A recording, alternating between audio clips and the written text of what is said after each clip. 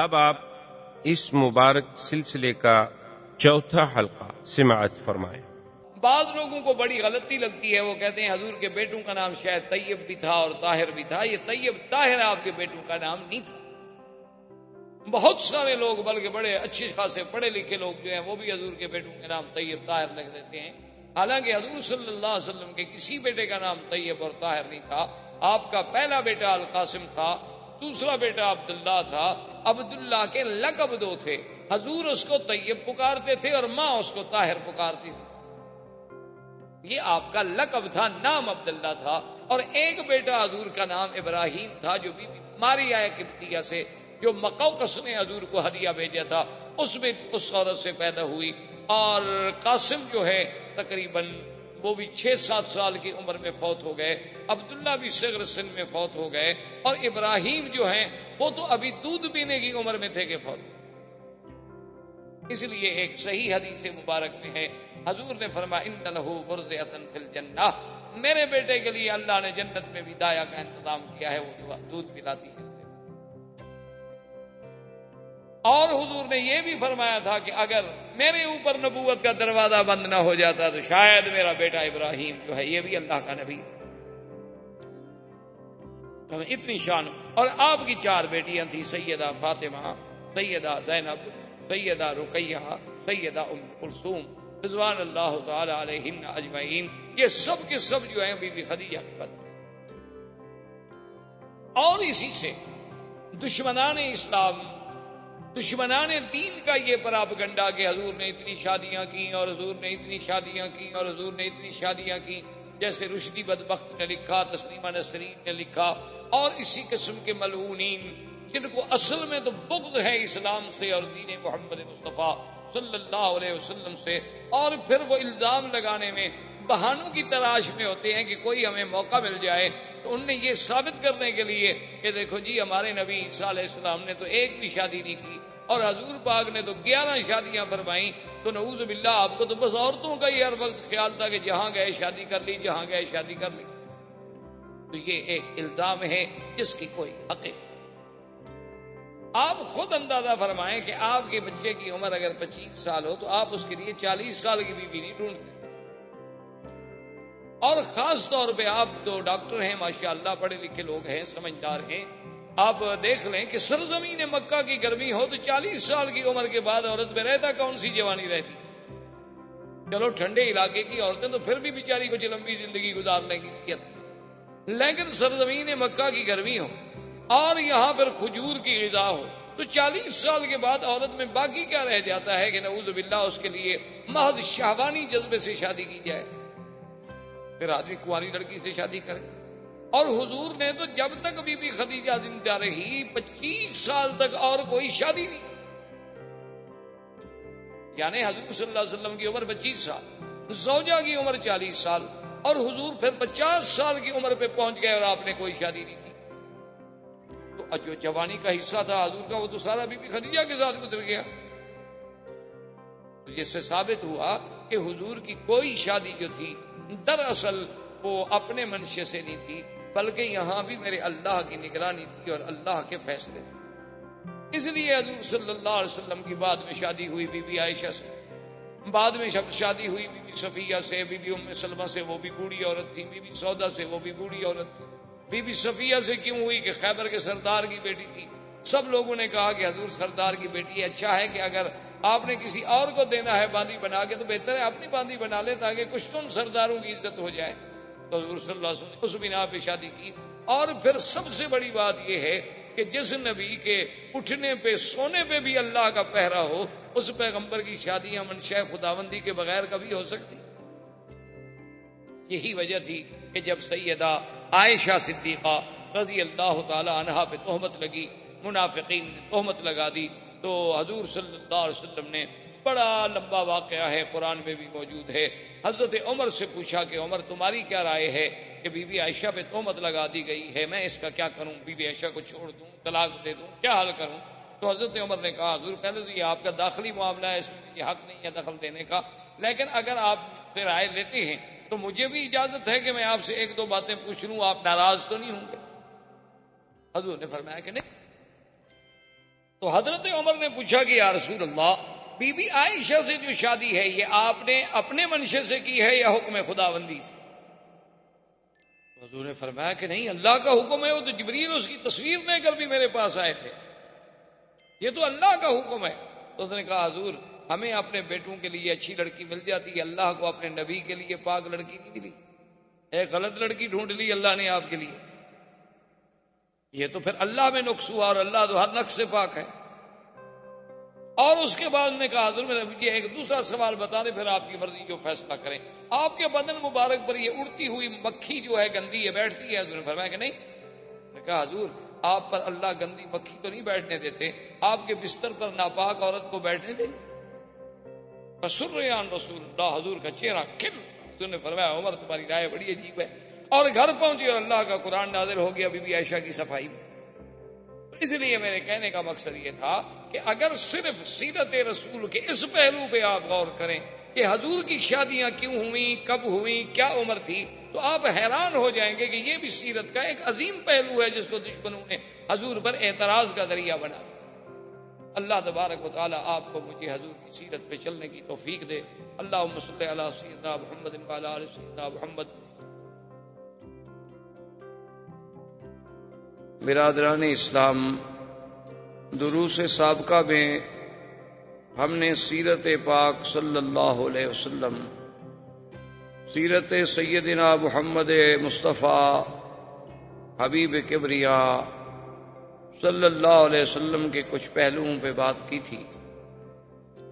حضور صلی اللہ علیہ وسلم کی ولادت مبارکہ کا ذکر، پھر حضور صلی اللہ علیہ وسلم کی رضاعت مبارکہ، پھر آپ کا مکہ مکرمہ میں واپس تشریف لے آنا، عبد المطلب کی کفالت کا زمانہ، اور اس کے بعد پھر حضور صلی اللہ علیہ وسلم کا عبد المطلب کی موت کے بعد اپنے چچا ابی طالب کی کفالت میں آنا، اور ابی طالب کی کفالت کے زمانے میں ہی حضور صلی اللہ علیہ وسلم کا پہلا سفر، اور اس کے بعد حضور صلی اللہ علیہ وسلم کا تجارتی امور کے لیے شام کا سفر، اور اس میں میسرہ غلام سیدہ خدیجہ رضی اللہ تعالی عنہا کا مشاہدہ احوال رسول پاک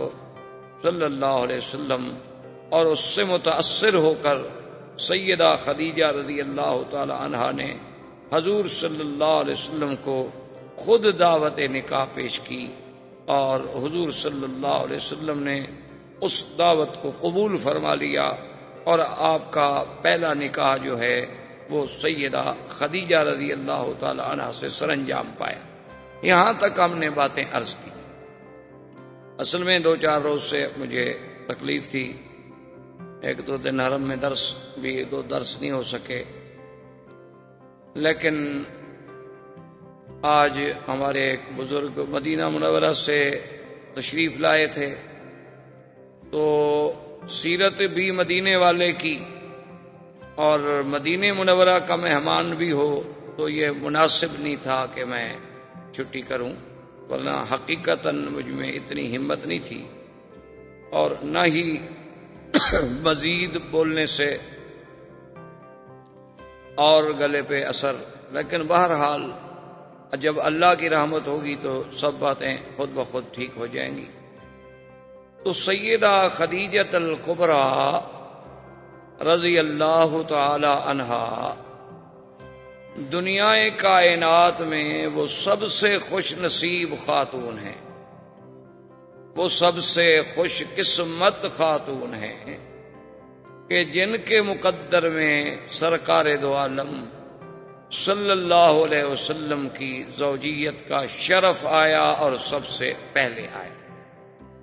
اسی لیے روایات میں یہ بات موجود ہے کہ کامل من الرجال کثیرون، کہ مردوں میں تو بہت کامل پیدا ہوئے، بڑے بڑے کامل پیدا ہوئے، اللہ کے نبی پیدا ہوئے، انبیاء و رسل پیدا ہوئے، لیکن عورتوں میں بہت کم کامل پیدا ہوئے، یعنی عورت ہو اور مقام کمال کو پہنچے وہ خوش نصیب بیویاں، ان میں ایک سیدہ خدیجہ الکبریٰ ہے رضی اللہ تعالی عنہ۔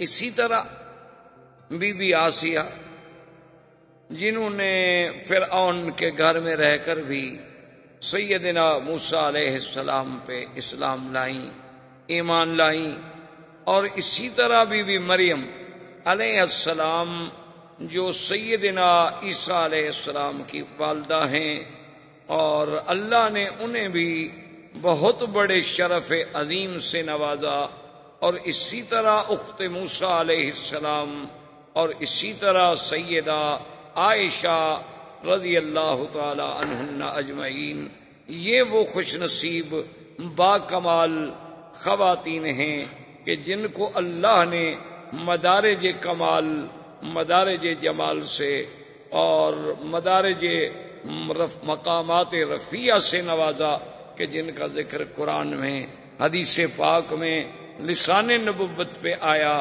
اور ان سب میں پھر جو شرف سیدہ خدیجہ کو ملا ہے اس کا کوئی مقابلہ نہیں ہو سکتا۔ اسی لیے سیدہ خدیجہ رضی اللہ تعالی عنہا وہ خوش نصیب بیوی ہیں کہ حضور کی ساری اولاد مبارک، حضور صلی اللہ علیہ وسلم کی چاروں بیٹیاں، سیدہ فاطمہ الزہرا، سیدہ رقیہ، سیدہ زینب، سیدہ ام کلثوم، اور حضور کے بیٹے قاسم، عبداللہ۔ طیب اور طاہر جو ہے یہ لقب ہے، یہ الگ نام نہیں۔ طیب اور طاہر یہ لقب ہے حضور کے پیارے بیٹے عبداللہ کا۔ حضور پاک انہیں طیب کہہ کے پکارتے تھے، اور بی بی خدیجہ انہیں طاہر کہہ کے پکارتی تھی، ورنہ نام ان کا عبداللہ تھا۔ یہ بعض لوگوں کو بہت بڑی غلطی لگتی ہے، وہ سمجھتے ہیں کہ حضور کے بیٹوں کا نام طیب و طاہر ہے۔ یہ بات نہیں، حضور کے بیٹے کا نام قاسم ہے، دوسرے بیٹے کا نام عبداللہ ہے، اور تیسرے بیٹے کا نام ابراہیم ہے۔ یہ ابراہیم جو ہیں یہ بی بی خدیجہ سے نہیں، بلکہ یہ بی بی ماریہ قبطیہ جو بادشاہ حبشہ مقوقس نے حضور صلی اللہ علیہ وسلم کو ہدیہ بھیجا تھا، اور حضور نے انہیں پھر بیوی بنا لیا، تو اس بیوی سے حضرت ابراہیم پیدا ہوئے، اور حضرت ابراہیم دودھ پینے کی عمر میں، یعنی ابھی 2 سال کی عمر کے اندر اندر وفات ہوئی، اور میرے آقا نے سرکار دو عالم رحمت دو جہاں صلی اللہ علیہ وسلم نے فرمایا کہ اگر میرے بعد اللہ تبارک و تعالی نبوت کا دروازہ بند نہ کرتے تو یہ میرا بیٹا ابراہیم بھی نبی ہوتا۔ یعنی اتنا بڑا اعزاز ملا سیدنا ابراہیم کو۔ اور اس کے بعد حضور نے فرمایا کہ اللہ نے مجھے دکھلایا ہے کہ ان لہو مرضعہ فی الجنت، کہ جنت میں اللہ نے اس کی دودھ پلانے والی کا انتظام کیا ہے جو میرے بچے کو دودھ پلاتی ہے۔ اتنا بڑا اعزاز، تو یہ ساری اولاد جو ہے حضور کی وہ سیدہ خدیجہ الکبریٰ سے۔ اور اسی طرح سیدہ خدیجہ کے بارے میں سیدہ عائشہ صدیقہ بنت الصدیق رضی اللہ تعالی عنہ فرماتی ہیں کہ ما غرت علی احد من نساء رسول اللہ صلی اللہ علیہ وسلم، میں نے کسی عورت پہ اتنی غیرت کبھی نہیں کھائی جتنی بی بی خدیجہ پہ مجھے غیرت آتی تھی۔ تو ازواج مطہرات نے سوال کیا، انہوں نے کہا کہ یا امہات المؤمنین، آپ کو بی بی خدیجہ پہ غیرت کھانے کا کیا مطلب؟ حالانکہ بی بی خدیجہ تو آپ کی شادی سے بھی پہلے وفات فرما گئی، ان کی وفات تو مکہ مکرمہ میں ہو گئی، اور آپ کی شادی مدینہ منورہ میں ہوئی۔ تو جب آپ نے اس بی بی کا زمانہ ہی نہیں دیکھا، چلو بیویوں میں ہوتا ہے، یعنی 2 شوقنوں میں اس قسم کا جلن ہو جاتا ہے، یہ نیچر ہے، فطرتی بات ہے، لیکن آپ نے تو اس بی بی کا زمانہ ہی نہیں دیکھا، تو آپ کو کیا تکلیف ہو؟ تو بی بی عائشہ فرماتی ہیں لکثرت ذکر رسول اللہ صلی اللہ علیہ وسلم، کہ میرے محبوب کا ہر وقت اس کا ذکر کرنا کہ ہاکذا قالت خدیجہ، ہاکذا فعلت خدیجہ، خدیجہ نے یہ کہا، خدیجہ نے یہ کہا، خدیجہ نے یہ کہا، خدیجہ نے یہ کہا، تو جب محبوب کی زبان سے کسی دوسرے کا نام سنوں تو غیرت تو آتی ہے. تو اس لیے مجھے بی بی خدیجہ رضی اللہ تعالی عنہا پہ سب سے زیادہ غیرت آتی تھی کہ جب حضور کو کوئی ہدیہ پہنچتا، کوئی چیز آتی، فرماتے کہ خدیجہ کی سہیلیوں کو بھیجو، فلاں خدیجہ کی بہن بنی ہوئی تھی اس کو بھیجو. تو ایک دن بی بی عائشہ جوش میں آ گئیں اور انہوں نے کہا کہ یا رسول اللہ صلی اللہ علیہ وسلم، ایک مدت بیت گئی، بی بی خدیجہ فوت ہو گئیں اور پھر وہ بیوہ عورت تھی، ان کے آپ سے پہلے 2 شوہر تھے، دونوں شوہروں سے اولاد تھی، تو ایک بوڑھی عورت کو آپ اتنا یاد کرتے ہیں ہر وقت. فرماتے ہیں کہ خدیجہ نے یہ کہا فغضب رسول اللہ صلی اللہ علیہ وسلم، حضور ناراض ہو گئے. حضور نے فرمایا عائشہ تمہیں پتا ہے تم لوگ تو اس وقت میرے پاس آئے ہو جب اللہ نے مجھے عزت دی، اللہ نے مجھے طاقت دی، اور خدیجہ نے اس وقت میرا ساتھ دیا جب اللہ کے سوا میرا کوئی نہیں تھا. تو خدیجہ کے تو مجھ پہ احسان ہے، میں کیسے خدیجہ کو بھول سکتا ہوں. تو خدیجہ محسنہ محمد مصطفیٰ ہے اور محسنہ اسلام ہے، اور اول من اسلمت، اور سب سے پہلے اسلام لانے والی ہستی سیدہ خدیجۃ الکبریٰ رضی اللہ تعالی عنہا. اور آپ کا نکاح جو ہے وہ ابو طالب نے خطبہ پڑھا، اور اس پہ گواہی دینے والوں میں حضرت ابو بکر بھی موجود ہے، اسد بن عزا بھی ہیں، اور سیدنا حمزہ بھی رضی اللہ تعالی عنہ. حضور صلی اللہ علیہ وسلم کے نکاح کے بعد سیدہ خدیجۃ الکبریٰ سے آپ کا جو تعلق اور آپ کی جو مودت اور آپ کی جو حسن عشرت اور آپ کا جو حسن خلق، وہ ایک ایسا مثالی تھا کہ جس کی دنیا کوئی مثال نہیں پیش کر سکتی. اور اسی ضمن میں میں ایک بات یہ بھی ساتھ عرض کر دوں کہ بعض دشمنان اسلام، بعض دشمنان دین، خاص طور پہ یہودی صہیونی مستشرقین، ان کے بڑے بڑے قلمکار، بڑے بڑے رائٹر ان باتوں پہ مسلمانوں کو دھوکہ دیتے ہیں کہ دیکھو جی ان کے پیغمبر نے اتنی شادیاں کی اور اتنی نکاح کیے اور اتنی عورتیں رکھی، اور نعوذ باللہ ثم نعوذ باللہ، کہ یہ زبان ادا نہیں کر سکتی وہ الفاظ جو دشمنان دین الزام لگاتے ہیں. حالانکہ یہ بات سمجھ لیں کہ یہ محض الزام ہے. جیسے کہ ایک ہندو نے بھی ایک کتاب لکھی تھی رنگیلا رسول، جس کو غازی علم الدین شہید نے جسے قتل کیا تھا، اس بدبخت نے حضور صلی اللہ علیہ وسلم کے اسی کثرت ازواج، تعدد ازواج کو نشانہ بنایا تھا. اور اس دور میں جیسے رشدی نے حضور صلی اللہ علیہ وسلم کی ازواج کو نشانہ بنایا، اسی طرح اور بھی دنیا میں کئی ایسے لوگ ہیں جو یہودی الاصل ہیں، یہودی النسل ہیں، یا عیسائی ہیں، یا وثنی ہیں، یا ہندو ہیں.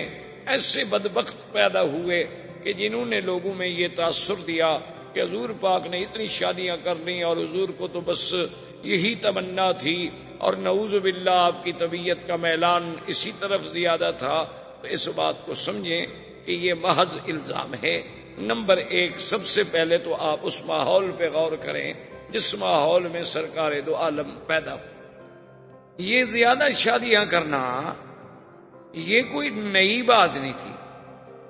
پہلے جتنے انبیاء گزرے ہیں، پہلے جتنے پیغمبر گزرے ہیں، ان میں بھی ایسے نبی گزرے جن کی 100 بیوی تھی، جیسے حضرت سلیمان علیہ السلام. اسی طرح اور انبیاء گزرے جن کی ان سے بھی زیادہ ازواج مطہرات. اور اس ماحول میں عام لوگوں کی بھی بیویاں ایک کے بجائے متعدد ہوتی تھیں. تو اس زمانے میں پہلی بات تو یہ ہے کہ یہ عقلاً اور رواجاً کوئی عیب نہیں تھا. اصل میں بعض چیزیں ایک ملک میں عیب ہوتی ہیں اور دوسرے ملک میں عیب نہیں ہوتی. مثلاً آج کل ہم انڈو پاک میں چونکہ ہندو تہذیب سے متاثر ہیں، ہمارے لوگوں نے ہندوؤں کے ساتھ مل کے زندگی گزاری، ان کا آپس میں ملنا جلنا رہنا سہنا، جس کا نتیجہ یہ نکلا کہ ہندو تہذیب کے اثرات جو تھے وہ مسلمانوں پہ آ گئے کہ ہمارے ہاں بھی دوسری شادی ایک جرم بن گئی، دوسری شادی کرنے والا مجرم بن گیا، اور دوسری شادی کرنا نعوذ باللہ ایک اتنا بڑا گناہ کا کام ہو گیا اتنا بڑا جرم سمجھا گیا کہ اس کو برادری سے، قوم سے، قبیلے سے کاٹ دیا جاتا ہے۔ اس نے دوسری شادی کر لی اور اس نے دوسری شادی کر لی۔ حالانکہ آج بھی آپ دیکھیں عرب میں ایسے قبائل موجود ہیں جن کی 4 بیویاں ہیں، ایک گھر میں رہتی ہیں، ایک جگہ کھانا کھاتی ہیں، ایک سفرے پہ بیٹھ کے روٹی کھاتی ہیں، ایک جیسے کپڑے پہنتی ہیں اور ایک دوسرے کے بچوں کو سنبھالتی ہیں۔ اس کے بچے اس کو ماں کہتے ہیں اور اس کے بچے اس کو ماں کہتے ہیں۔ کوئی تضاد نہیں، کوئی تعارض نہیں، کوئی جھگڑا نہیں، کیونکہ ان پر ہندو کا غلبہ نہیں، اسلام کا غلبہ ہے، اور ہم پر تہذیب ہندوانہ کا غلبہ ہے، جس کی وجہ سے ہمارے ہاں دوسری شادی کرنا جو ہے وہ بہت بڑا جرم بن گیا۔ اور اسی طرح یورپ میں بھی آپ دیکھ لیں۔ اور بدقسمتی یہ ہے کہ جن قوموں کے نزدیک زنا جرم نہیں، وہی شادی پہ اعتراض کرتے ہیں۔ یعنی آپ دیکھیں دشمن کی دو رنگی چال ملاحظہ کریں کہ ایک طرف تو اس کو مرغی پہ ذبح کرنا جو ہے اس پہ رحم آتا ہے، کرنٹ سے مارتا ہے کہ مرغی کو تکلیف نہ ہو، اور دوسری طرف اگر کوسوفو میں، بوسنیا میں، چیشان میں، کشمیر میں، افغان میں، بلکہ ناگاساکی اور ہیروشیما میں اللہ کی مخلوق کو تباہ کر دیا جائے کروڑوں اور لاکھوں کے حساب سے، وہاں رحم نہیں آتا۔ جن لوگوں نے اپنے آپ کو اتنی اوپن کیا ہوا ہے کہ جن کے نزدیک زن، زر، زمین کا کوئی قانون ہی نہیں ہے، یعنی عورت اپنی رضامندی سے جو چاہے کرے، شرط یہ ہے کہ رضامندی، ان کے نزدیک شادی پہ اعتراض ہے۔ اور اس کا نتیجہ کیا نکلا؟ آپ نے چند دن پہلے پڑھا ہوگا اخبار میں کہ اس وقت امریکہ جو اپنے آپ کو ایک سپر پاور اور پتہ نہیں کس کس زوم میں مبتلا ہے، جس نے پوری دنیا کی چوکیداری کے فرائض سنبھال لیے ہیں کہ ساری دنیا پہ ہمارا نیو ورلڈ آرڈر چلے گا، ساری دنیا پہ فلاں آدمی کا جو ہے کھڑا کیوں ہوا، یہ آدمی بیٹھ کیوں گیا، اور یہ آدمی جو ہے سو کیوں گیا، یہ بھی ہم سے پوچھا جائے۔ اس کا یہ عالم ہے، وہاں 10 لاکھ لڑکیاں نکاح سے پہلے چھوٹی عمر میں حاملہ ہوتی، ہر سال 10 لاکھ، اور ہر سال 10 لاکھ حرامی بچہ پیدا ہو، 50 سال میں کتنے ہو جائیں گے آپ حساب کر لیں، پھر ان کا عدد دیکھ لیں ٹوٹل کہ کل آبادی کتنی ہے، اور ہر سال 10 لاکھ حرامی بچوں کا اس میں اضافہ ہوتا ہے۔ اس سے خود اندازہ کر لیں کہ وہ قوم جن کو اپنی نسل کا علم نہیں، اعتراض کرتے ہیں حضور صلی اللہ علیہ وسلم پر، یہ کتنی بڑی بدقسمتی۔ دوسری بات یاد رکھیں کہ حضور صلی اللہ علیہ وسلم نے 11 نکاح کیے۔ حضور صلی اللہ علیہ وسلم کی ازواج مطہرات 9 تھیں جس وقت میرے آقا اس دنیا سے تشریف لے گئے۔ آپ کی 9 بیویاں زندہ موجود۔ یہ 2 باتیں ذہن میں رکھ لیں۔ تیسری بات یہ ذہن میں رکھ لیں کہ ہر مسلمان کا یہ عقیدہ ہے کہ حضور صلی اللہ علیہ وسلم کا کوئی کام، کوئی عمل، کوئی حکم، کوئی فرمان اللہ کے بغیر ہوتا ہی نہیں۔ تو اس کا مطلب یہ ہوا کہ حضور صلی اللہ علیہ وسلم کے نکاح، حضور صلی اللہ علیہ وسلم کی شادیاں، حضور صلی اللہ علیہ وسلم کی ازواج مطہرات، یہ بھی اللہ کے حکم سے نکاح سر انجام ہوئے۔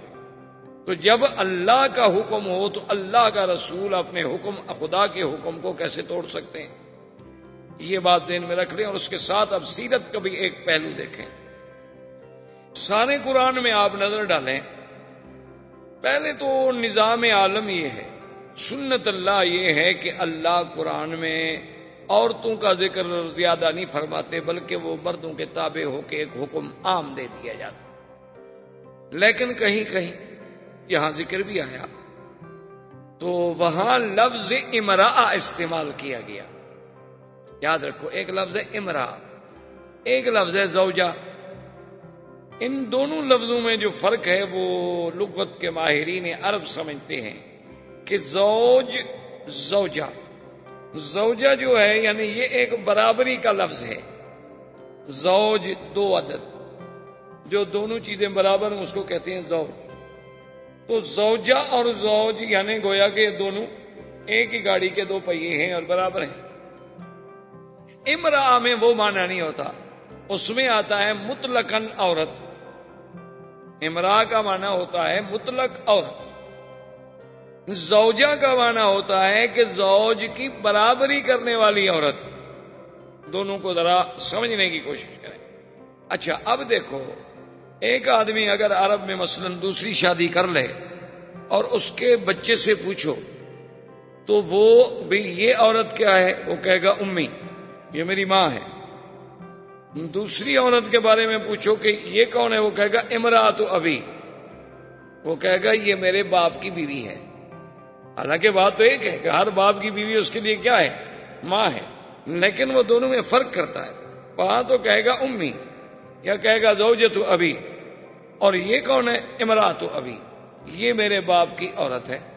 کیونکہ جو لفظ زوجہ اور ماں کے اندر مقام تھا وہ لفظ امرأہ میں نہیں، تو وہ آخر دوسری عورت کو اپنی ماں کا مقام تو نہیں دے سکتا جو اس کی حقیقی ماں ہے.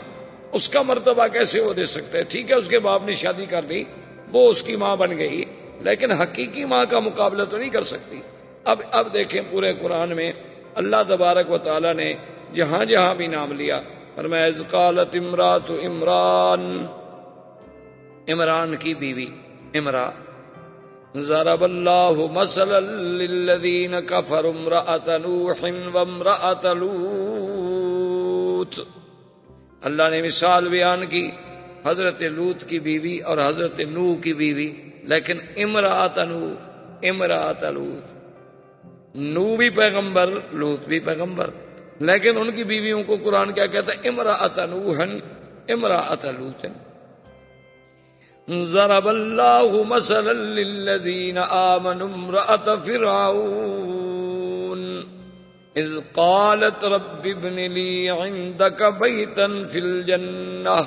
اللہ نے مثال پیش کی کہ فرعون کی بیوی امرأۃ فرعون، حالانکہ بی بی آسیہ بڑی شان والی بیوی ہے، لیکن قرآن کیا کہتا ہے، امرأۃ. اچھا اسی طرح قرآن نے ایک مسئلہ بیان، وامرأۃ مؤمنۃ ان وهبت نفسها للنبی ان اراد النبی ان ينكحها خالصة لك من دون المؤمنین. اللہ نے فرمایا کہ اگر کوئی عورت، وہاں بھی امرأہ، تو سارے قرآن میں نظر ڈالیں، نوح کی بیوی کا نام، عورت کا نام آئے تو امرأۃ نوح، لوط کی بیوی کا نام آئے تو امرأۃ لوط، فرعون کی بیوی کا نام آئے تو امرأۃ فرعون، عمران کی بیوی کا نام آئے تو امرأۃ عمران. لیکن شان رسالت دیکھیں، شان محمد مصطفیٰ دیکھیں صلی اللہ علیہ وسلم، کہ اللہ نے میرے مدنی کی بیویوں کو امرانی کہا. فرمایا یا ایھا النبی قل لازواجک وبناتک ونساء المؤمنین. میرے مدنی صلی اللہ علیہ وسلم نبی پاک آپ، یا ایھا النبی قل لازواجک، ازواج زوج، کیوں حضور کے قریب لا رہے ہیں؟ حضور کی شان کی وجہ سے بیویوں کا شان بھی اونچا ہو گیا. جو چیز بھی میرے مدنی کے قریب آئی وہ بھی آسمانوں کو پہنچ گئی، اس کو بھی بلندی مل گئی، وہ بھی زوجہ کے یا نساء النبی. اللہ نے فرمایا میرے مدنی پاک کی بیویوں، لستن کاحد من النساء، یعنی آپ اندازہ فرمائیں کہ کیا خطاب ملا ہے زوج کا. تو یہ بھی سیرت کا ایک پہلو ہے کہ اللہ نے کسی نبی کی بیوی کو زوجۃ النبی نہیں کہا، صرف محمد الرسول اللہ صلی اللہ علیہ وآلہ آلہ واصحابہ وسلم کی بیویوں کو ازواج نبی کہا گیا. اب دوسری بات یہ یاد رکھیں کہ اگر کوئی دنیا میں آدمی محض خواہشات نفسانی کے لیے شادی کرے تو 25 سال کی عمر میں تو وہ کنواری لڑکی ڈھونڈتا ہے، کوشش کرتا ہے کہ مجھ سے کم عمر لڑکی ملے، یعنی میری عمر سے چھوٹی ملے. بلکہ آج کل آپ دیکھیں جن کے پاس یہاں بھی دولت ہے، پیسہ ہے، 70 سال بھی عمر ہو جائے وہ بھی چاہتے ہیں ہم چھوٹی لڑکی سے شادی کریں. کئی دفعہ ایسا ہوتا ہے کہ ایک آدمی کے ساتھ عورت ہوتی ہے تو آدمی یہ تصور کرتا ہے کہ شاید یہ اس کی بیٹی ہوگی، لیکن جب پوچھتا ہے تو وہ کہتے ہیں نہیں یہ تو میری بیوی ہے. تو یعنی آج کا بندہ بھی اگر وسائل ہیں تو وہ یہ چاہتا ہے کہ میری عمر 70 سال ہو تو بیوی مجھے 15 سال کی ملے، 20 سال کی ملے، 25 سال کی ملے، کیونکہ ہم پر خواہش نفس زیادہ غالب ہے. اور سرکار دو عالم محبوب رب العالمین، رحمت دو جہاں اور معصوم سیدنا محمد مصطفیٰ صلی اللہ علیہ وسلم، آپ دیکھیں کہ 25 سال عین شباب کا کمال ہے، اور پہلی شادی کس سے ہوتی ہے؟ سیدہ خدیجہ الکبریٰ، جن کی عمر 40 سال۔ چلو 1 منٹ کے لیے ہم دشمنوں کی بات مان لیں کہ جی وہ تو ایک ضرورت تھی اور امیر عورت تھی اور سردار قبیلے کی عورت تھی، حضور کو اپنے تحریک چلانے کے لیے سرمایہ کی ضرورت تھی تو حضور پاک نے ایک عورت سے شادی کر لی، چلو اس کے بعد تو حضور فوراً اس کا مال لینے کے بعد اور شادی کر لیتے، لیکن حضور پاک نے 25 سال سے لے کر 50 سال کی عمر مبارک تک اور کوئی شادی نہیں کی، یعنی 25 سال صرف حضور پاک کے گزرے تو سیدہ خدیجہ کے ساتھ، جو ایک بوڑھی عورت ہیں، 40 سال کی عمر رسیدہ ہیں، پہلے 2 مردوں کی بیوی رہ چکی ہیں، تو سمجھ آیا کہ حضور کا خواہشات نفسانی کا تو کوئی مسئلہ ہی نہیں تھا۔ اور پھر حضور صلی اللہ علیہ وسلم کا اپنے وجود مبارک پر اتنا اللہ نے انہیں کنٹرول عطا فرمایا تھا کہ بی بی عائشہ فرماتی ہیں کہ جب چاہو حضور کو دیکھو روزے رکھ رہے ہیں تو معلوم ہوتا تھا کہ افطار ہی نہیں کریں گے، اور افطار کر لیا تو معلوم ہوتا تھا روزے بھی نہیں رکھیں گے، اور کبھی دن میں بھی روزہ، رات میں بھی روزہ، دن میں بھی روزہ، رات میں بھی روزہ۔ اچھا، اور بیویوں پہ نظر ڈالیں، بی بی ام سلمہ پہ نظر ڈالیں، بی بی سودا پہ نظر ڈالیں، جن کے بڑھاپے کا یہ عالم تھا کہ انہوں نے کہا کہ یا رسول اللہ ہمیں تو اب کوئی خواہش ہی نہیں ہے، لہذا ہمارا دن جو ہے وہ بی بی عائشہ کو دے دیا جائے، یعنی وہ بھی بوڑھی عورت ہے۔ اچھا، اصل وجہ کیا تھی شادیوں کی؟ اس میں اللہ کی حکمت تھی۔ بی بی زینب سے کیوں شادی ہوئی؟ تاکہ جاہلیت کی رسم ٹوٹے۔ جاہلیت میں ایک رسم تھی کہ جس کو کہہ دیتے تھے کہ یہ میرا بیٹا ہے، زبانی بیٹا بنا لیتے، تو اس بیٹے کی بیوی کو بھی وہ حقیقی بیٹے کی بیوی کے برابر سمجھتے تھے کہ اس سے بھی نکاح حرام ہے، کیوں؟ یہ بیٹا جو ہم نے کہہ دیا۔ تو اللہ پاک نے اس قانون کو توڑا کہ یہ رسم جاہلیت ہے، صرف بیٹا کہہ دینے سے کوئی بیٹا نہیں بن جاتا۔ اب حضرت زید رضی اللہ تعالی عنہ، جنہیں حضور نے اپنا بیٹا بنایا اور جن کو سارے صحابہ کہتے تھے زید بن محمد صلی اللہ علیہ وسلم، یہ زید کون ہے؟ اصل میں یہ زید بن حارثہ۔ ان کو راستے میں کسی نے پکڑ لیا۔ قبیلے آتے ہیں نا، سفر کرتے ہیں، راستے میں قبیلے والوں نے پکڑ لیا، مکے میں آ کے بیچ دیا کہ یہ غلام ہے، حالانکہ وہ بیچارے غلام نہیں تھے۔ بک گئے جب تو پھر بی بی خدیجہ نے خریدا، تو اب یہ غلام بن گئے بی بی خدیجہ کے۔ تو جب سرکار دو عالم صلی اللہ علیہ وسلم کی شادی ہوئی تو بی بی خدیجہ نے زید کو دیا حضور کے حوالے کہ آپ آج کے بعد میرے غلام نہیں ہوں گے بلکہ غلام ہوں گے محمد مصطفیٰ کے، اور آپ نے حضور صلی اللہ علیہ وسلم کی خدمت کرنی ہے۔ حضرت زید حضور کے اتنے قریب آئے، اتنی خدمت کی، حضور نے خوش ہو کے انہیں اپنے بیٹے کا لقب دے دیا اور فرمایا کہ زید تم غلام نہیں، تم میرے بیٹے ہو۔ تو لہذا لوگوں نے بھی انہیں زید بن محمد، زید بن محمد صلی اللہ علیہ وسلم کہہ کے پکارنا شروع کیا۔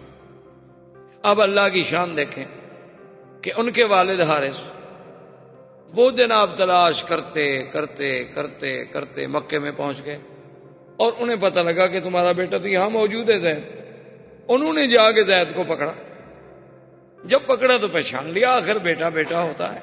انہوں نے کہا کہ بیٹا میں تو مدت ہو گئی تمہیں ڈھونڈتے ڈھونڈتے، باپ ہے، اولاد تو بڑا ایک سب سے بڑی کمزوری ہے انسان، یعنی اللہ تبارک و تعالی رحمت فرمائے انما اموالکم و اولادکم فتنہ، اولاد اور مال جو ہے سب سے بڑی آزمائش۔ تو بڑی محبت کے ساتھ ملے اور نے کہا کہ اچھا ہوا تم مجھے مل گئے اور تم مہربانی کرو میرے ساتھ چلو، اور وہ حضور کی خدمت میں حارث، انہوں نے آگے عرض کیا کہ یا محمد صلی اللہ علیہ وسلم یہ میرا بیٹا ہے زید، یہ غلام نہیں ہے، ہم تو پیچھے بڑے آزاد قبیلے کے لوگ ہیں، اس میں غلامی کوئی نہیں، یہ تو سفر کر رہا تھا، قبیلے والوں نے ظلم کیا، پکڑ لیا، مکے میں آ کے بیچ دیا، اور اب مجھے پتا چلا ہے کہ یہ آپ کا غلام ہے، مہربانی کریں آپ اس کو اجازت دیں کہ یہ میرے ساتھ واپس جائے، آخر میرا بیٹا ہے۔ حضور پاک صلی اللہ علیہ وسلم نے فرمایا کہ حارثہ ہم اس میں انصاف کریں گے، ہم کسی کے ساتھ زیادتی نہیں کریں گے۔ بات اتنی ہے کہ نخیر زید، ہم زید کو خیار دے دیتے ہیں اور اختیار دے دیتے ہیں کہ زید جہاں چاہے چلا جائے، اگر ہمارے پاس رہنا چاہتا ہے تو ہمارے پاس رہے، اگر اپنے والد کے ساتھ جانا چاہتا ہے، ورنہ تو ہمیں آپ کا کوئی حق نہیں، کیونکہ ہم تو خرید چکے ہیں۔ تو حارثہ بڑے خوش ہو گئے، انہوں نے کہا جی بالکل ٹھیک ہے، ماشاءاللہ الحمدللہ، یہی تو میں چاہتا ہوں۔ اور انہوں نے زید کو سمجھایا، قائل کرنے کی کوشش کی کہ بیٹا تمہیں لاکھ پیار ملے لیکن یہاں تو غلام ہی رہو گے نا، اور جب تم واپس جاؤ گے اپنے قبیلے میں تو تم ایک آزاد، ایک احرار اور حر کی حیثیت میں ہوگے۔ اس نے کہا کہ ابا جان بات سن لیں کہ خدا کی قسم ہے میں تو دنیا کی بادشاہی جو ہے وہ بھی محمد مدنی کی غلامی پہ چھوڑ سکتا ہوں، میں تو ساری دنیا کو چھوڑ سکتا ہوں لیکن محمد عربی کو نہیں چھوڑ سکتا، میں اپنے باپ کو بھی چھوڑ سکتا ہوں، میں اپنا قبیلہ بھی چھوڑ سکتا ہوں، واللہ لا نترک محمدن، خدا کی قسم ہے میں محمد پاک کو کبھی نہیں چھوڑوں۔ تو اب حضور نے فرمایا کہ بھائی ہم زیادتی اور زبردستی جو ہے وہ زید پر بھی نہیں کر سکتے، اس کی مرضی ہے۔ تو اتنا پیارا زید، اس کی شادی بھی حضور نے خود کی بی بی زینب سے، اور بڑا لمبا واقعہ ہے، بہرحال وہ شادی نہ نبھ سکی، طلاق ہو گئی۔ اللہ تبارک و تعالی نے یہ چاہا کہ اب حضور کی شادی بی بی زینب سے ہو تاکہ یہ رسم جاہلیت ختم ہو جائے کہ بھئی زبانی بیٹا زبانی بیٹا ہوتا ہے اور حقیقی بیٹا حقیقی بیٹا ہوتا ہے۔ یہ کیا بات ہے کسی کو کوئی کہہ دے کہ میرا بیٹا ہے تو بس بیٹا ہو جائے گا وہ۔ اور پھر شادی کا انجام بھی دیکھیں اور کمال بھی دیکھیں۔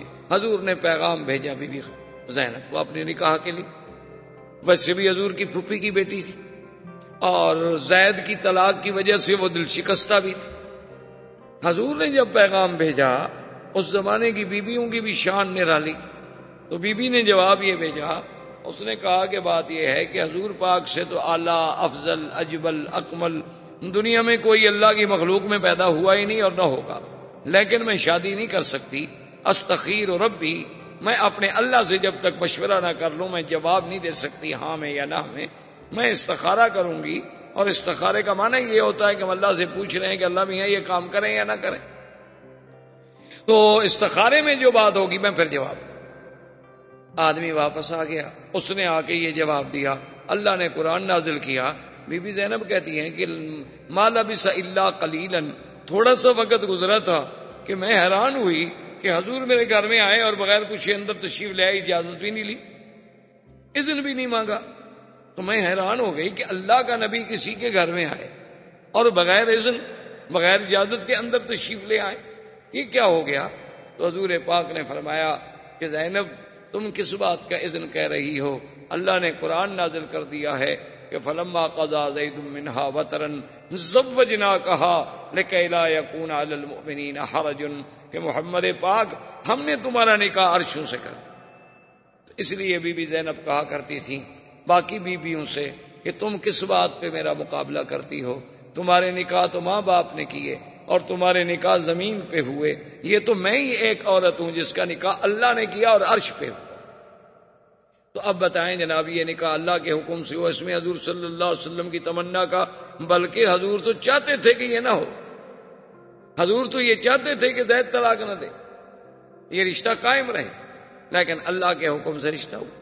اسی طرح آپ دیکھ لیں بی بی صفیہ، جب خیبر فتح ہو گیا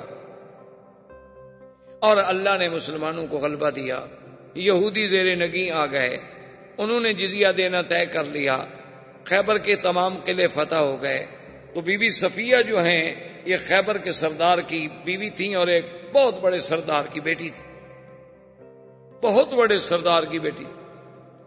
وہ مال غنیمت میں جب آئیں تقسیم میں، حضرت دہیہ حضور صلی اللہ علیہ وسلم کے صحابی ہیں ان کے حصے میں آ گئے۔ تھوڑی دیر کے بعد کچھ صحابہ حضور کی خدمت میں آئے، انہوں نے کہا کہ یا رسول اللہ صلی اللہ علیہ وسلم، اللہ نے ہمیں عزت دی، غلبہ دیا، نصرت دی، فتح دی، بہرحال یہودی کچھ بھی ہوں اہل کتاب تو ہیں، اور پھر وہ اس وقت ختم ہو گئے، ان کی قوت ختم ہو گئی، مدینے سے نکال دیے گئے، خیبر میں آئے، خیبر میں ذلیل ہو گئے، مسلمانوں کے باج گزار بن گئے، لیکن صفیہ ایک بہت بڑے سردار کی بیٹی، بہت بڑے رئیس کی بیٹی اور ایک بہت بڑے سردار کی بیوی. اگر آپ اس سے خود شادی فرما لیتے تو کم از کم ان کی شان رہ جاتی, ان کی دلجوئی ہو جاتی, اور یہی بات جو ہے شاید ان کے اسلام میں آنے کا ذریعہ بن جاتی. حضور صلی اللہ علیہ وسلم نے فرمایا کہ ہاں بات تو ٹھیک ہے, لیکن وہ تو دہیا کے حصے میں آ گئی, میں تو اپنے صحابی سے کچھ کہنے کے لیے تیار نہیں ہوں. جس کے مقدر میں نصیب میں تھی باندھی اسی کو مل گئی. صحابہ نے حضرت دہیا سے پوچھا تو نے کہا واللہ. اب دیکھیں سارا سلسلہ قدرت کی طرف سے ہو. انہوں نے کہا واللہ, انہوں نے کہا خدا کی قسم ہے میں نے تو اس وقت تک بی بی صفیہ کو دیکھا ہی نہیں, باوجود اس کے وہ میرے حصے میں آ گئی, لیکن میں نے تو نظر ہی نہیں پڑی. اگر حضور چاہتے ہیں تو میرا تو اپنا جسم و جان قربان ہے, چاہے جائے کہ ایک جاریہ, ایک غلام لڑکی جو مجھے ملی ہے میں حضور کے لیے قربان نہ کر سکوں, یہ کوئی بات ہے. تو بہرحال حضور صلی اللہ علیہ وسلم نے اس وجہ سے شادی کی. اب اس بات کو دیکھیں کہ جب شادی ہو گئی تو بی بی صفیہ کے چہرے پر ایک نشان, تو سرکار دو عالم رحمت للعالمین حبیب کبریا حضرت محمد مصطفیٰ صلی اللہ علیہ وسلم, آپ نے ایک دن پوچھا کہ صفیہ ما ھذا, یہ کیا نشان؟ اس نے کہا حضور نہ پوچھیں تو اچھا ہے. حضور نے فرمایا اب تو میں نے پوچھ لیا. انہوں نے کہا حضور پھر آپ کو شاید میرا جواب ناگوار گزرے. آپ نے فرمایا وہ بھی نہیں, جو بات ہے بتا دو. انہوں نے کہا حضور بات یہ ہے اتنا عرصہ قبل میں نے خواب دیکھا تھا کہ ایک آسمان سے چاند اترا ہے اور میرے ساتھ آ کے بستر پہ لیٹا ہے, یہ میں نے خواب دیکھا. تو صبح میں نے یہ خواب جو ہے اپنے شوہر کو بتلایا کہ میں نے رات یہ خواب دیکھا ہے کہ آسمان سے ایک چاند آتا ہے اور آ کے میرے پہلو میں میرے بستر پہ لیٹ جاتا ہے, تو میرے خامد نے غصے میں آ کے مجھے مارا تو یہ میرا زخم ہو گیا. اس نے کہا اچھا حل تریدین ازواجک بمحمد, یہ خواب تم اس لیے دیکھ رہی ہو کہ تم محمد مصطفیٰ کی بیوی بننا چاہتی ہو, حالانکہ وہ تو یہودی. اور چاند دیکھنے سے بھی کیا ہو گیا, ان کو پتا تھا کہ یہ چاند کی تشبیہ جو ہے اس دنیا میں اگر کسی کے ساتھ تھوڑی سی بھی مماثلت کرتی ہے تو وہ صرف حضور صلی اللہ علیہ وسلم کی ذات. تو اب شادی سے پہلے اس کا خواب آنا اور وہ اللہ کے حکم کے بغیر تو خواب نہیں ہو سکتا. اسی طریقے سے آپ دیکھیں بی بی صفیہ کے علاوہ اور بیوی جو ہے سیدہ حفصہ, اسی طریقے سے حضور صلی اللہ علیہ وسلم کی جتنی بیویاں, بی بی میمونہ, یہ جو آپ مدینہ منورہ جاتے ہیں نا نوریہ کے قریب جن کا مزار ہے, یہ وادی صرف ہے, یہ بی بی میمونہ یہاں سے ہیں. اور ان کا بھی عجیب بات ہے کہ ولدت بصرف ونکحت بصرف وتزوج بها بصرف وماتت بصرف, کہ بی بی پیدا بھی اسی علاقے میں ہوئی, نکاح بھی اسی جگہ ہوا, حضور نے بی بی بھی اسی جگہ بنایا, اور پھر موت بھی اسی جگہ آئی اور دفن بھی اسی جگہ ہوئی. اسی طریقے سے آپ دیکھ لیں حضور صلی اللہ علیہ وعلا آلہ واصحابہ وسلم کی ایک بی بی ہیں جویریہ. یہ جویریہ جو ہیں یہ نضر ابن حارث کی بیٹی ہیں. نضر ابن حارث جو ہیں یہ بنی المصطلق کا بہت بڑا سردار ہے. اس نے حضور کے خلاف جنگ کرنی چاہیے, حضور نے حملہ کیا, فتح ہو گئی, شکست کھا گیا, اور یہ بیوی جو تھی یہ حضور صلی اللہ علیہ وسلم کے پاس آئیں. تو حضور صلی اللہ علیہ وسلم کو عرض کیا گیا حضور کہ نضر ابن الحارث ٹھیک ہے آپ کا دشمن ہے, لیکن وہ بن المصطلق کا ایک بہت بڑا سردار, اور یہ سردار کی بیٹی, اگر یہ آپ کے گھر میں آ جائے تو تالیف قلب ہو جائے گی. حضور صلی اللہ علیہ وسلم نے قبول کیا. تو بی بی عائشہ فرماتی تھی کہ اس بیوی جیسی, بی بی جویریہ جیسی عورت خوش قسمت میں نے کوئی نہیں دیکھی. تو لوگوں نے پوچھا کہ بی بی وہ کیسے؟ انہوں نے کہا کہ جب حضور نے شادی کر لی تو جس صحابی کے گھر میں کوئی بی بی باندی بن کے, کنیز بن کے ملی تھی اسی خاندان سے, فَآتَقُوهُمْ فَأُوتِقَتْ مِئَةُ امْرَأَةٍ, انہوں نے کہا سب نے کہا بھی آزاد کر دو, اب تو ان کا حضور سے رشتہ ہو گیا. حضور کے رشتہ داروں کو ہم گھر میں غلام بنا کے کیسے رکھیں, کنیز بنا کے کیسے رکھیں؟ تو اس بیوی کی وجہ سے 100 لڑکی کو آزادی ملی. تو اس جیسی خوش قسمت بیوی کیسے ہو سکتی؟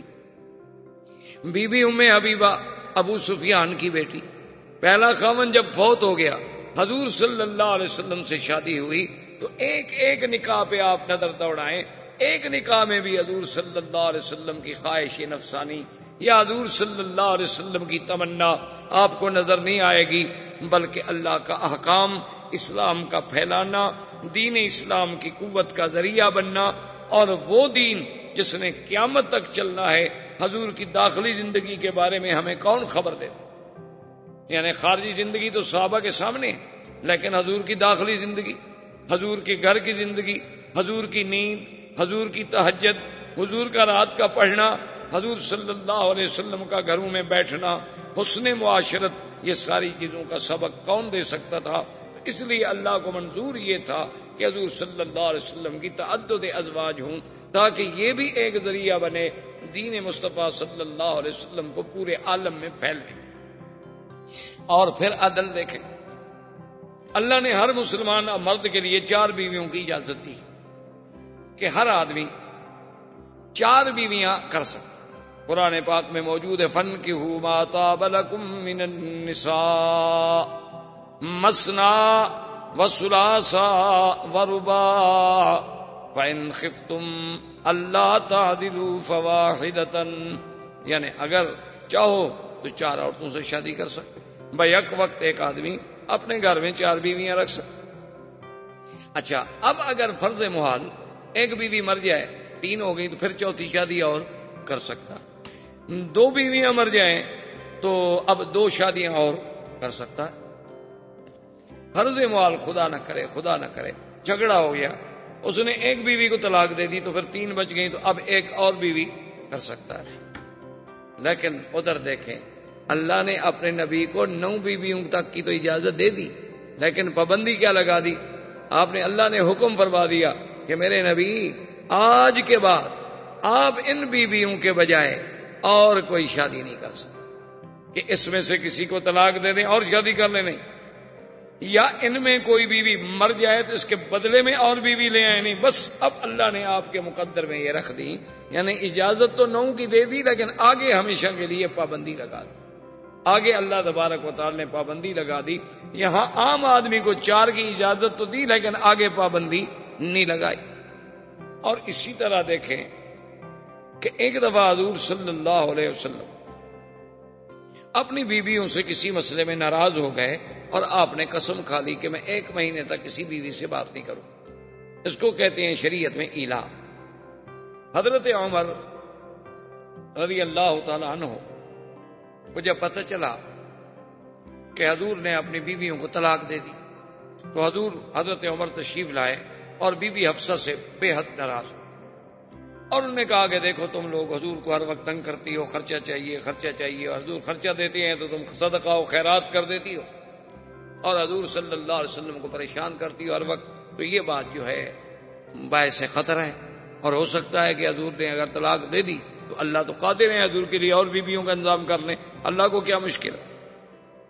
اب آپ قرآن کے الفاظ پہ غور کریں، عسى ربه ان طلقكن ان يبدله ازواجا خيرا منكن مسلمات مؤمنات قانتات تائبات عابدات سائحات طیبات وابکارا۔ اللہ نے فرمایا کہ خبردار، اگر اللہ چاہے اپنے نبی کو حکم دے دے کہ تم کو طلاق دے دے، اللہ تم سے بھی زیادہ بہتر عورتیں نبی کے گھر میں لے آئے، جو اسلام والی ہوں گی، ایمان والی ہوں گی، راتوں کو عبادت کرنے والی ہوں گی، رات دن اللہ کے دین کے پھیلانے والی ہوں گی، روزے رکھنے والی ہوں گی، اور اپنے جسم و جان کی، مال کی حفاظت کرنے والی ہوں گی۔ ایسی بیویاں بیوہ بھی ہوں گی، کنواری بھی ہوں گی، اگر اللہ چاہے تو آپ سے بھی زیادہ بہتر بیویاں لے آئے۔ اب مسئلہ سمجھیں، علماء نے لکھا ہے کہ اللہ کے نبی نے کسی بیوی کو پھر طلاق نہیں دی، اور اللہ نے یہ بھی حکم کر دیا کہ حضور اب یہ آپ کی بیویاں ہیں، ان کے بجائے اور تبدیل بھی نہیں ہو سکتی۔ تو علماء نے یہی سے نقطہ نکالا کہ ان بیویوں سے اور کوئی بیویاں اچھی ہوتی تو اللہ بدل دیتے، کیونکہ ان سے اور اچھی کوئی کائنات میں اور پیدا ہی نہیں ہوئی تھی، تو اس لیے اللہ نے بدلی ہی نہیں۔ ورنہ اللہ چاہتے تو ان سے اچھی ہوتی تو اللہ تبارک و تعالیٰ اور بدل دیتے. اچھا پھر دیکھیں قرآن کیا کہتے ہیں، طیبات و ابکارا، بیوہ اور کنواریاں. انہوں نے کہا یہی ترتیب دیکھ لو کہ پہلے شادی حضور کی بیوہ سے ہے اور کنواری کی بعد میں ہے، تو اللہ نے بیوہ کا پہلے ذکر کیا، کنواری کا بعد میں ذکر کیا، تو جس سے اشارہ ہوا کہ میرے نبی یہ ہم نے آپ کے لیے چن لی ہیں، یہ مسلمات بھی ہیں، مومنات بھی ہیں، قانتات بھی ہیں، تائبات بھی ہیں، عابدات بھی ہیں، سائحات بھی ہیں. ان سے اچھی بیویاں دنیا میں نہیں. تو یہ ساری تو پھر اللہ نے چن کے نبی کے لیے فیصلہ کیا. اس میں حضور کی ذات پہ اتہام لگانے کی یا حضور صلی اللہ علیہ وسلم کی ذات پہ حملہ کرنے کی کسی کو کیوں، ما سوا اپنی گمراہی کے یا اپنی بدباطنی کے اور کوئی اس میں وزن یا حقیقت یا دلیل کوئی. اب جناب دیکھیں کہ حضور کی شادی کے بعد سرزمین مکہ میں جو بڑا ایک مشہور یعنی واقعہ پیش آیا وہ تھا تعمیر کعبہ. یعنی ابھی حضور کو نبوت کا اعلان نہیں ہوا لیکن حضور کی شادی ہو گئی. حضور صلی اللہ علیہ وسلم کی زندگی میں آپ کے عین شباب میں کعبۃ اللہ کی تعمیر کا فیصلہ ہوا. دار الندوہ میں تمام مشرکین کے سردار اکٹھے ہوئے اور انہوں نے فیصلہ کیا کہ بھئی کعبہ شریف بہت بوسیدہ ہو گیا ہے، اس کی تعمیر دوبارہ ہونی چاہیے. اور اس کی تعمیر جو ہے، اب مسئلہ یہ تھا کہ حضرت ابراہیم علیہ السلام نے کعبے کی تعمیر کی تھی پتھروں سے، جیسے آپ کے سامنے، اور مکے والے لوگ جو تھے وہ پتھروں کی تعمیر جانتے ہی نہیں تھے. یعنی سرزمین مکہ میں پہلے پتھروں سے گھر نہیں بنائے جاتے تھے، وہاں گھر بنتے تھے مٹی کے. جیسے آپ نے دیکھا نا اپنے دیہاتوں میں، آپ جانتے ہیں نا، مٹی کی کچی کی دیواریں کھڑی کر کے اوپر چھپر سے ڈال دیا، گھر بن گیا. تو اسی طرح سے مشرکین مکہ کے لیے ایک مسئلہ یہ تھا کہ بھی خدا کا گھر تو بنائیں، لیکن سوال یہ ہے کہ یہ پتھروں کی تعمیر ہم کیسے کریں؟ اور اگر پتھروں کی تعمیر ہم کریں تو پھر فاصلہ چھت کا بہت بڑا ہوگا، اس کے لیے لکڑی، شیطیر اور کڑیاں اور یہ کہاں سے لے آئیں؟ خیر اتفاق ایسا ہوا کہ ایک سفینہ آیا، کشتی آئی بہت بڑی مال بردار، وہ جدے کے قریب آ کے خشکی پہ چڑھ گئی اور ٹوٹ گئی. مکے والوں کو پتہ چلا کہ بھی ایک کشتی آئی ہے اور وہ بہت بڑی کشتی ہے اور ٹوٹ گئی ہے. انہوں نے کہا معلوم ہوتا ہے کہ اللہ میاں اپنے گھر بنانے کا کام ہم سے لینا چاہتے ہیں، اس لیے لکڑی کا تو انتظام ہو گیا. اب انہوں نے کہا بھی چلو لکڑی بھی وہاں سے ہم خرید لیتے ہیں، لیکن بنائے گا کون؟ تو چند دنوں میں خدا کی شان ہے کہ ایک قبطی قبط قبیلے کا آدمی جو ہے غلام، وہ مکے میں پہنچ گیا. اس نے کہا کہ میں تو کام ہی یہی کرتا ہوں پتھروں کی تعمیر کا. تو مشرکین مکہ نے کہا کہ دیکھا بھی اللہ راضی ہے، ادھر لکڑی کا انتظام کر دیا اور ادھر ایک مستری بھی بھجوا دیا، تو اب ہمیں کعبہ تو بنانا ہی بنانا ہے. لیکن آئے پہلے ایک شرط کرتے. سب سردار اکٹھے ہو کے بیٹھ گئے اور شرط پتہ ہے کیا تھی؟ کہ اللہ یکون مال حرام، کہ اللہ کے گھر میں حرام کا پیسہ نہیں لگے. انہوں نے کہا اچھا اب حرام کی خود تعریف سنیں کافروں سے، ہیں کافر ہو.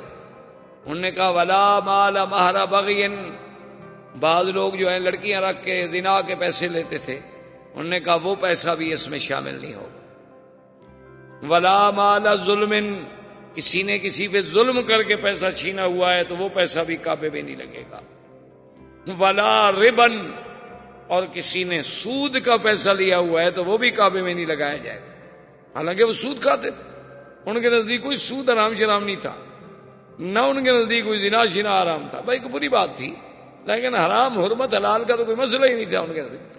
لیکن کافر ہو کے فیصلہ کر رہے ہیں کہ اللہ کے گھر میں، اللہ کے اس کعبے میں نہ تو زنا کا پیسہ لگے، نہ ظلم کا، نہ سود کا. اب آپ خود اندازہ لگا لیں کہ آپ کے ملکوں میں جو سود سے مسجدیں بنتی ہیں ان کا کیا حکم ہے.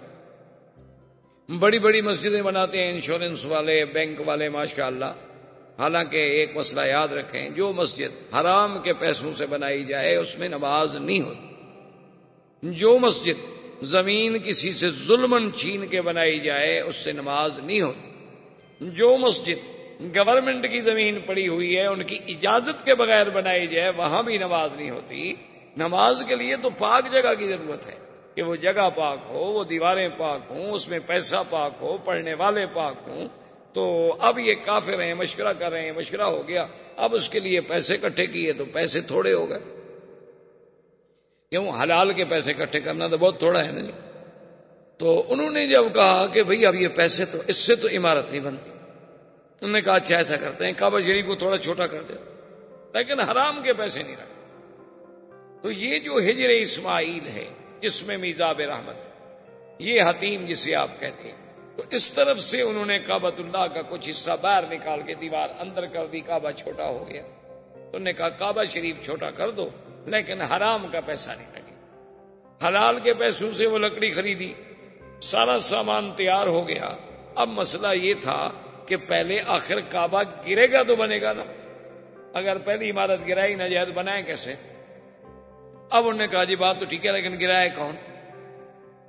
اللہ کے کعبے کو، اللہ کے گھر کو کون گرائے؟ یہ تو آج ہے نا لوگ فخر سمجھتے ہیں کہ جی ہم نے بابری مسجد گرا دی، ہم نے فلاں مسجد گرا دی، ہم فلاں مسجد گرا دے گئے، اور اس کی اینٹیں لگانا اور اکھاڑنا جو ہے وہ بھی عبادت شمار کیا گیا ہندوؤں کے نزدیک، کہ جو مسجد کی اینٹ اٹھا کے پھینک دے وہ بھی بڑا نیکی کا کام کر رہا ہے، اور جو دوسری جگہ سے آ کر اینٹ لگائے گا مندر کی وہ اور نیکی کا کام کر رہا ہے۔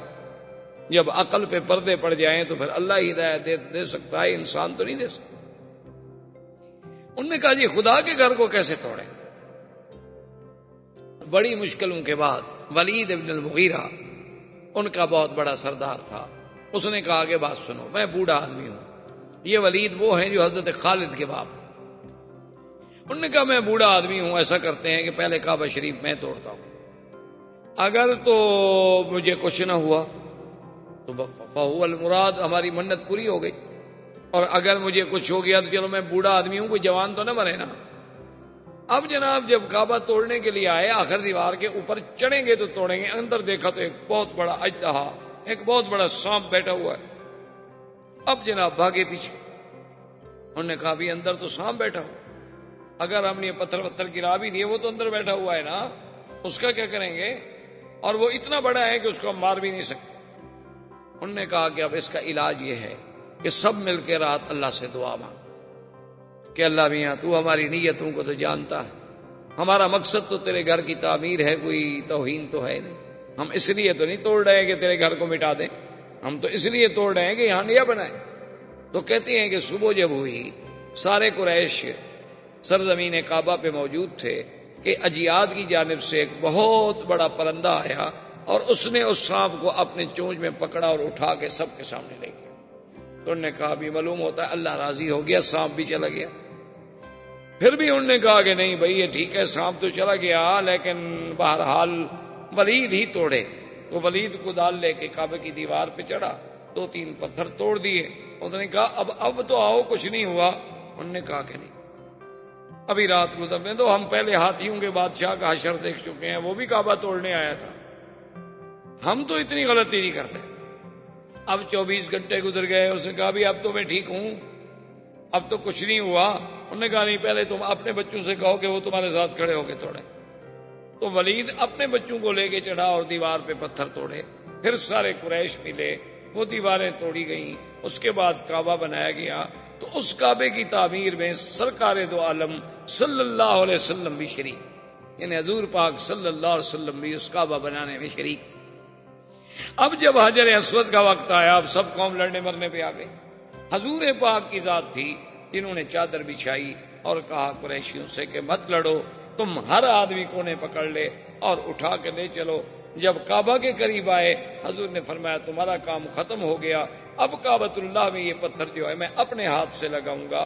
تو حضور صلی اللہ علیہ وسلم نے اس حجر اسود کو اپنے ہاتھ سے کعبۃ اللہ میں رکھا۔ یہ اتفاق کی بات ہے کہ بعد میں کرامتا نے یہ یعنی حجر اسود جو ہے، کرامتا ایک بہت بڑا بے دین فرقہ گزرا ہے، انہوں نے ایک دفعہ اپنا کعبہ بنایا تھا بحرین میں، اور وہ اپنے کعبے کے لیے یہاں سے حجر اسود توڑ کے لے گئے۔ بعض تاریخوں میں ہے کہ 20 سال اور بعض تاریخوں میں ہے کہ 70 سال کا عرصہ جو ہے یہ پھر کرامتا کے پاس رہا۔ اچھا، اور خدا کی شان دیکھو کہ جیسے آج یعنی 1419 میں 14 صدی کے بعد، کیونکہ میں 20ویں صدی کا ذرا قائل کم ہوں، ویسے آج کل تو بڑا پراپگنڈا ہوتا ہے نا، 20ویں صدی میں داخل ہو رہے ہیں، 20ویں صدی میں داخل ہو رہے ہیں، پتہ نہیں یعنی مسلمان ہو کے کافر بن رہے ہیں، کیا کر رہے ہیں؟ ہمیں سمجھ نہیں آئی آج تک کہ 20ویں صدی کہاں سے آ گئی۔ وہ بھائی 20ویں صدی تو عیسائیوں کی ہے، اس کا مسلمانوں سے کیا تعلق؟ یہ 1999 1998 یہ کیا ہے؟ یہ تو سن میلاد ہے، اس کا تعلق تو عیسائیوں سے ہے، مسلمانوں کے ساتھ کیا تعلق ہے 20ویں صدی کا؟ لیکن افسوس ہے ہر مسلمان اخباریں پڑھیں جناب 20ویں صدی میں ہم داخل ہو رہے ہیں، اور 20ویں صدی میں ہم یوں داخل ہوں گے، اور 20ویں صدی میں ہم یوں داخل ہوں گے۔ خدا کے بندے کون سا پہاڑ مار رہے ہو؟ 20ویں صدی میں تم داخل ہو رہے ہو، پتہ نہیں اللہ پہلے مار دے، تم کیسے داخل ہو رہے ہو؟ اتنی بڑی جہالت کی باتیں کرتے ہیں، یہ نہیں سوچتے کہ دشمن کا پراپگنڈا ہے کہ اسلام کی ہجری تاریخ ہمارے دماغوں سے نکل جائے، اتنا پراپگنڈا کر دیا جائے کہ اسلام کی عظمت کا جو نشان ہے تاریخ ہجرت وہ ہمارے دماغوں سے صرف ہو جائے۔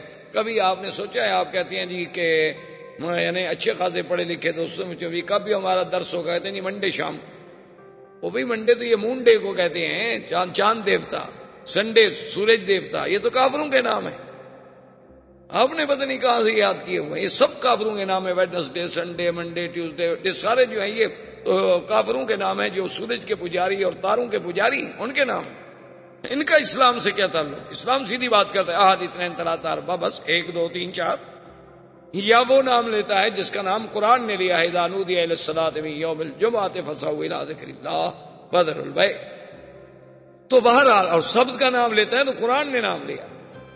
اب جناب بہرحال کہنے کا مقصد یہ تھا کہ یہ شرف جو ہے یہ بھی سرکار دو عالم صلی اللہ علیہ وسلم کو نصیب ہوا کہ انہوں نے حجر اسود جو ہے، اب دیکھیں نا یہ اللہ کی قدرت ہے، سمجھ نہیں آتی، یعنی سیرت کے کس کس پہلو کو آپ دیکھیں۔ حجر اسود، اچھا زمزم پہ نظر ڈالیں، سیدنا اسماعیل کے پاؤں لگے، جبریل نے پر مارا، لیکن حضور نے جب زمزم پیا تو اپنا لعاب مبارک زمزم میں ڈال کے پھر وہ کنویں میں ڈال دیا، تاکہ قیامت تک امت کو ایک نبی کے پاؤں، ایک نبی نوری نبی حضرت جبریل کا پر اور محمد مدنی صلی اللہ علیہ وسلم کے لعاب کی برکت نصیب ہوتی۔ اسی طرح حجر اسود کو دیکھیں کہ اترا آدم کے ساتھ، رکھا ابراہیم نے، پھر جوڑا محمد الرسول اللہ صلی اللہ علیہ وآلہ آلہ واصحابہ وسلم تسلیما کثیرا کثیرا نے زندگی باقی تو بات باقی۔ والسلام علیکم۔ الحمدللہ رب العالمین، والصلاة والسلام علی اشرف الانبیاء وسید المرسلین سیدنا محمد وعلی آلہ واصحابہ اجمعین۔ برادران اسلام، الحمدللہ دروس سابقہ میں جو سیرت رسول پاک صلی اللہ علیہ وسلم کے ضمن میں ہم پڑھ رہے ہیں، سن رہے ہیں، حضور صلی اللہ علیہ وسلم سے قبل جزیرہ عرب کے احوال، پھر حضور صلی اللہ علیہ وسلم کی پیدائش سے قبل آپ کے بارے میں مبشرات، اشارات، ارہاسات، اور پھر حضور صلی اللہ علیہ وسلم کی ولادت با کرامت، با سعادت، با برکت و با رحمت، اور اس کے بعد حضور صلی اللہ علیہ وسلم کا زمانہ رضاعت، اور زمانہ رضاعت کے بعد حضور صلی اللہ علیہ وسلم کا واپس مکہ میں تشریف لانا، عبد المطلب کی کفالت، عبد المطلب کی اس کے بعد موت، اور پھر حضور صلی اللہ علیہ وسلم کا اپنے چچا ابی طالب کی کفالت میں منتقل ہونا، اور اسی کفالت کے دوران میں قریش مکہ کا تجدید کعبہ کا پروگرام، اللہ کے کعبے کی تعمیر، اور اس تعمیر میں بھی سرکار دو عالم صلی اللہ علیہ وسلم کی شرکت، اور حضور صلی اللہ علیہ وسلم کا اپنے ہاتھوں مبارک سے حجر اسود کی تنصیب، یہ تمام مراحل تقریباً، پھر حضور صلی اللہ علیہ وسلم کا سفر، آپ کا سفر تجارت اموال خدیجہ سے اور میسرہ غلام کی معیت، اور پھر حضور صلی اللہ علیہ وسلم کی شان میں عظیم عظیم مبشرات، عظیم عظیم اشارات و علامات کا میسرہ کا دیکھنا، پھر سیدہ خدیجہ سے نکاح، اور ابی طالب نے خود ہی پھر خطبہ نکاح پڑھا اور حضور صلی اللہ علیہ وسلم کا نکاح ہوا، اور حضور صلی اللہ علیہ وسلم کا عین شباب کا دور تھا کہ آپ کی عمر مبارک 25 سال اور سیدہ خدیجہ رضی اللہ تعالی عنہا کی عمر جو تھی وہ 40 سال۔ اب حضور صلی اللہ علیہ وسلم مکی زندگی میں ہیں۔ یہاں تک تقریباً ہم نے سیرت مبارک کے کچھ پہلو دیکھے، اور یہ بھی عجیب اور حسن اتفاق ہے کہ اللہ تبارک و تعالی نے ہمیں سیرت کے بیان کے لیے توفیق دی، اور اتفاق سے آج دیکھیں کہ ربیع الاول کا مہینہ بھی، تو اس مہینے میں ربیع الاول میں ہی حضور صلی اللہ علیہ وسلم کی ولادت و سعادت ہے۔ کو علماء کا اختلاف ہے، لیکن راجح قول مبارک یہی ہے کہ حضور صلی اللہ علیہ وسلم ربیع الاول ہی میں پیدا ہوئے۔ اب اس میں تو اختلاف ہے کہ 9 تاریخ تھی یا 12 تاریخ تھی، لیکن مہینے میں کوئی اختلاف، تو یہ بھی اللہ کی طرف سے اس نے اتفاق ہوتا ہے کہ ہم سیرت کے دروس میں یعنی ہم نے ابتدا کی، اور اللہ پاک نے ہمیں وہ بابرکت مہینہ بھی نصیب فرما دیا جس میں حضور صلی اللہ علیہ وسلم کی ولادت باسعادت۔ اب حضور صلی اللہ علیہ وسلم کا زمانہ جو کہ نبوت کے قریب آ رہا ہے، ایک ہے نبوت کا فیصلہ، یاد رکھیں وہ تو اللہ پاک اس وقت فرما چکے تھے، ابھی آدم علیہ السلام پیدا بھی نہیں ہوئے تھے۔ ایک ہے نبوت کے وقت بعثت کہ آپ کو نبوت کب ملی، کس دور میں ملی، تو وہ اب جوں جوں حضور صلی اللہ علیہ وسلم کی جوانی، جوں جوں حضور صلی اللہ علیہ وسلم کا سن مبارک جو ہے وہ 40 کے قریب آتا جا رہا ہے، تو اب نبوت کے لیے حضور صلی اللہ علیہ وسلم کو اللہ کی طرف سے تیار کرنے کے لیے حالات مختلف پیدا ہوتے جا رہے ہیں، کیونکہ یہ قدرت کا فیصلہ ہے، اللہ تبارک و تعالی کا فیصلہ ہے کہ کسی بھی پیغمبر کو، کسی بھی نبی کو نبوت جو ہے وہ 40 سال سے قبل نہیں ملی۔ ہر پیغمبر کو جب نبوت دی جاتی ہے تو 40 سال کے بعد دی جاتی ہے، الا بعض خصائص ہیں، بعض بقائے ہیں، جیسے عیسیٰ علیہ السلام، جیسے یحییٰ علیہ السلام، کہ انہوں نے اپنی ولادت کے بعد مہد میں اللہ کے حکم سے یہ اعلان کر دیا کہ آتانی الکتاب وجعلنی نبیا، اللہ نے مجھے نبی بنایا ہے، ورنہ بعثت کا جو زمانہ ہے وہ 40 سال کے بعد۔ اور اس میں علماء نے حکمتیں لکھی ہیں کہ 40 سال کے بعد جو ہے نا انسان کا نمو جو ہے وہ کامل ہو جاتا ہے۔ اب انسان حتی بلغ اشدہ وبلغ 40 سنہ، اب اپنی انتہا پہ پہنچ جاتا، اب کوئی چیز پھر بڑھتی نہیں، اور عقل جو ہے وہ کمال حاصل کر لیتا۔ اسی لیے خدا کی قدرت ہے کہ اس 40 کے عدد میں بھی بڑی حکمتیں ہیں، کہ جیسے اللہ نے موسیٰ علیہ السلام کے لیے تو میقات طور پر جو یعنی وقت معین فرمایا، فَتَمَّ مِيقَاتُ رَبِّهِ 40 لَيْلَةً 40 رات، یعنی اس 40 کے عدد میں کوئی اللہ کی حکمت ہے۔ جیسے کہ حدیث مبارک میں آتا ہے کہ جس آدمی نے 40 حدیثیں یاد کر لیں تو وہ علماء میں شمار ہوگا، وہاں بھی 40 حدیثوں کا 40 کا عدد۔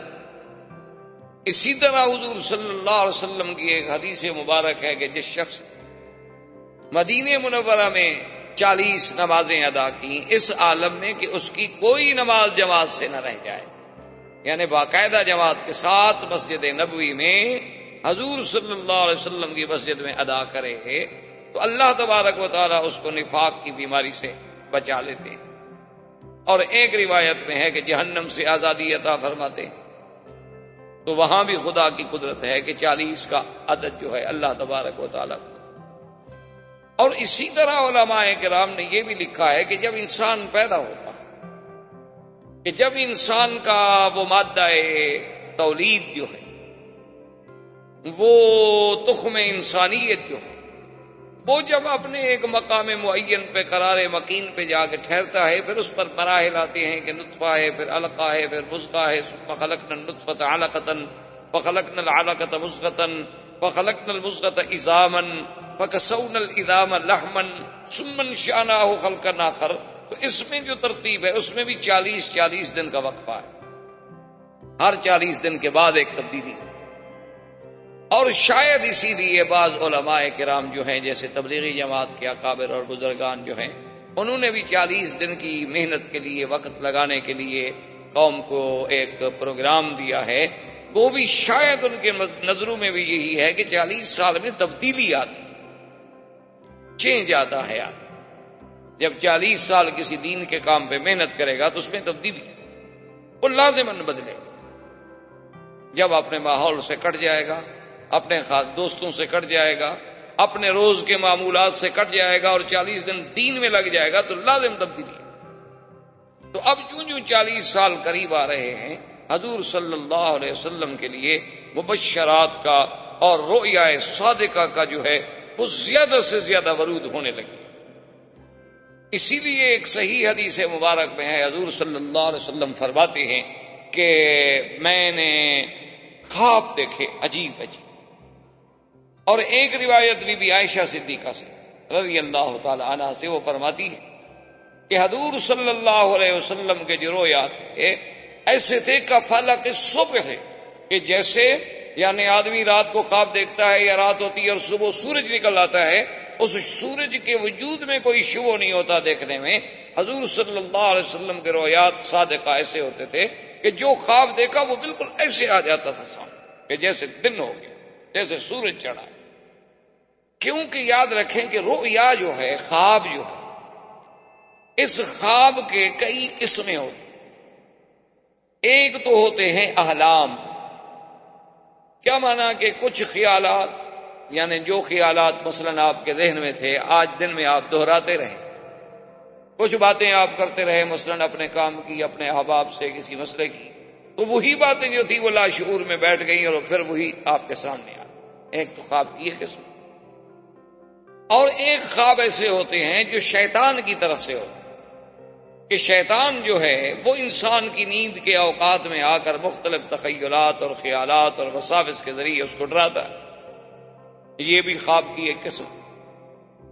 اور ایک خواب جو ہے وہ حقیقتاً میرے اللہ کی طرف سے ہوتے ہیں، وہ خالص رحمانی ہوتے ہیں. اور اسی طرح یاد رکھ لیں اور بات سمجھ لیں کہ اللہ کے جو بندے ہیں، اولیاء اللہ ہیں، عباد اللہ الصالحین ہیں، ان پر شیطان کا زور چلتا نہیں. اور خاص طور پہ آقا انعامدار سرکار دو عالم صلی اللہ علیہ وسلم کہ جن کو اللہ نے ایسا مقام عصمت نصیب فرمایا کہ جس کے ایک ایک زندگی کے لمحے پر میری اللہ کی قدرت کا گویا پیرا بیٹھا ہوا تھا. کہ یعنی وہ باتیں جو بچپن میں عام بچے کرتے ہیں حضور پاک سے وہ بھی سرزد تھی. وہ اعمال جو عام لوگ اس زمانے میں کرتے تھے ان کی عادت تھی، وہ عیب بھی نہیں سمجھے جاتے تھے، برے بھی نہیں سمجھے جاتے تھے، لیکن حضور پاک سے وہ بھی نہیں ثابت. یعنی شادیوں میں شرکت کر لینا، یا شادیوں میں کوئی قصے گو سے قصہ سن لینا، یا شادیوں میں کوئی دف شف بجانے والی عورت آ گئی یا بچی آ گئی یا کوئی آ گئی، اس قسم کا یعنی اہتمام ہو جانا، یہ عام چیزیں تھیں اور بچپن میں اور بچوں کے لیے ایسا کوئی مسئلہ نہیں. اور اس وقت تو ابھی شریعت کا کوئی نزول بھی نہیں، نبوت بھی نہیں ملی، اعلان نبوت بھی نہیں ہوا. لیکن 2 دفعہ حضور صلی اللہ علیہ وسلم نے قریش کی شادیوں میں شرکت کی کہ میں ان کی شادیوں کو دیکھوں کہ کیا ہوتا ہے، کیا رسوم ہے، کیا طریقہ کار ہے. لیکن حضور فرماتے ہیں غالباً النوم، اللہ نے مجھ پہ نیند مسلط کر دی اور میری نیند اس وقت کھلی جب سورج نکل آیا، شادی ختم، برات ختم، لوگ چلے گئے، حضور اکیلے سو رہے. تو جس نبی کی زندگی پر نبوت سے پہلے اتنا پہرا ہو، اتنی حفاظت کا انتظام کیا جائے کہ یعنی کوئی ایک لمحہ بھی حضور صلی اللہ علیہ وسلم کا غفلت میں نہ گزرے، ایک لمحہ بھی حضور صلی اللہ علیہ وسلم کا فرمان حکم خداوندی کے خلاف نہ گزرے، اس پیغمبر کی زندگی کے بارے میں آپ اس کے کس کس پہلو کے سوچیں. تو اس پیغمبر کا رویا، اس نبی کے خواب کیسے غلط ہو سکتے؟ کیونکہ شیطان تو حملہ کر نہیں سکتا، اللہ نے پیرا لگا دیا ہے، شیطان کو تو طاقت ہی نہیں. تو اب باقی تو مسئلہ صرف یہ رہ گیا کہ ان کو جب خواب آئے گا تو وہ بھی رحمان کی طرف سے ہوگا، اور جب رحمان کی طرف سے ہوگا تو وہ سچا ہوگا. اور خواب کے ضمن میں ایک بات یاد رکھ لیں، حضور صلی اللہ علیہ وسلم کی حدیث مبارک میں ہے کہ ایک تو خواب کے بارے میں کبھی جھوٹ نہ بولا کرے. کیا مانا کہ آپ نے خواب نہیں دیکھا اور کہتے ہیں کہ میں نے خواب دیکھا ہے؟ یہ سیدھا اللہ پر جھوٹ باندھنا ہے، افتراء علی اللہ ہے، کیونکہ خواب تو اللہ کی طرف سے آئے گا۔ اور جب آپ نے ایک خواب نہیں دیکھا ہے اور آپ بلا وجہ کہہ رہے ہیں تو گویا آپ اپنے اللہ پر جھوٹ باندھ رہے ہیں۔ ایک دوسری بات خواب میں یہ یاد رکھیں کہ اگر آپ نے خواب دیکھا اور خواب ایسا تھا کہ جس میں آپ کے پیچھے سانپ دوڑ رہا ہے، اونٹ دوڑ رہا ہے، کوئی مار رہا ہے، کوئی کھا رہا ہے، ڈرانے والا خواب تھا، تو اس کا علاج یہ بتلایا حضور نے کہ اپنے بائیں طرف 3 دفعہ تھوک دے اور لا حول ولا قوت الا باللہ العلی العظیم، اعوذ باللہ من الشیطان الرجیم پڑھ کے کروٹ بدل کے سو جائیں، اور پھر اس خواب کو کسی بندے پر ذکر نہ کریں، نہ بھائی پر، نہ بیٹے پر، نہ باپ پر، نہ اپنے پر، نہ پرائے پر، فرمایا کسی کو نہ بتلائیں، لا تضرہ ابدا، کبھی آپ کو نقصان نہیں۔ 2 باتیں۔ اور تیسری بات خواب میں یاد رکھیں کہ اگر آپ نے خواب دیکھا ہے اور آپ کی نظروں میں وہ خواب بہت اچھا ہے، یا خواب ایسا ہے جس کی حقیقت آپ کو سمجھ نہیں آ رہی، تو اس کے لیے بھی حکم ہے کہ لا یذکر الا علی حبیب او لبیب، اپنے کسی دوست کو ذکر کرے، اور اس دوست کو ذکر کرے جو صاحب عقل ہو اور صاحب علم ہو، کسی غلط آدمی کو ذکر نہ کرے، کیونکہ الرؤیا علی رجل طائر ما لم يعبر، حضور نے فرمایا کہ رؤیا جو ہے یہ ایسے ہے جیسے پرندے کے پاؤں پہ کوئی دانہ رکھا ہو، پر یوں کرے گا تو دانہ گر جائے گا۔ جب تعبیر والا تعبیر غلط دے گا تو کبھی کبھی اسی طرح واقع ہو جاتا ہے جیسے اس نے تعبیر کی۔